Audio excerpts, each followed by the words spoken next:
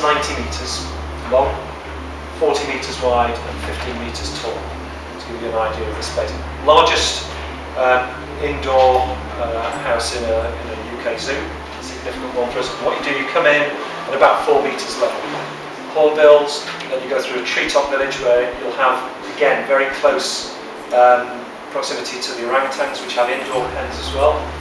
And then you then go on, and here you look down into the crocodiles. They're new to the zoo. 4 metre long, I think, Sundagarial crocs, 2 of them, which you'll look down onto, which again you don't see in many zoos, usually at eye level. Fantastic view from. You then come onto the island. This is the Summer Island. Again, in terms of conservation, this is our education centre, but it'll be multi-function. You'll have school groups will use it. Again, rather than going to a series of porta cabins, which we have, which were donated, I think, to a school in the 1960s, we want to embed the experience and the learning in the exhibit. Again, kids will absorb it much better, but it's also corporate space as well. So again, curry club, possibly, maybe that you won't get a curry in there, but nevertheless, you could have. So, placed an order with Langs. They started in August, and this photograph here was taken about 2 months ago. And this is the Monsoon Forest building. So that's about 8 metres. There's no expansion joints. We're technically minded in this building. It is one lump of concrete. It's designed by a chap who worked exclusively in the nuclear industry, Andrew Malcolm, for many years, and I think that's the basis of the design, to be honest.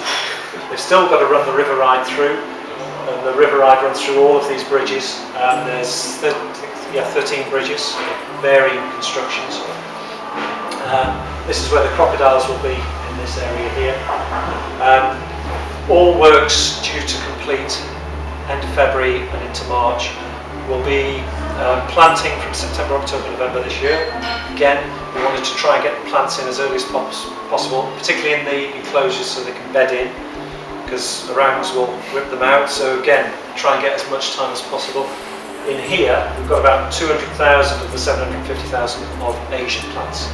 Now that's an environment where we can create high humidity, high temperatures, and with the ETFE, we've got about 70% transmission, light transmission through. You've got here that these are the roof beams, which span across. As I say, they're about 7 metres at the highest point.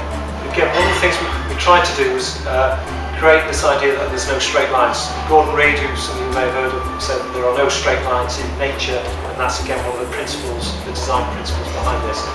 So, same radius, so effectively what the roof will do is go up and down. So from a distance, again, if you see a straight line, you think this isn't real. What we're trying to do is also protect all the boundaries so that, again, you don't look out and see a bus going along the A41 or a couple of houses over there. We've got to try and effectively create a theatre. And that theatre extends right through to the artefacts and the signage, and everything should take you to Asia or these islands. We're already the second largest paying visitor attraction by the Tower of London, but I don't know, I think we could get to 1.6, 1.7 million from where we are at the moment, which is 1.3 million paying visitors.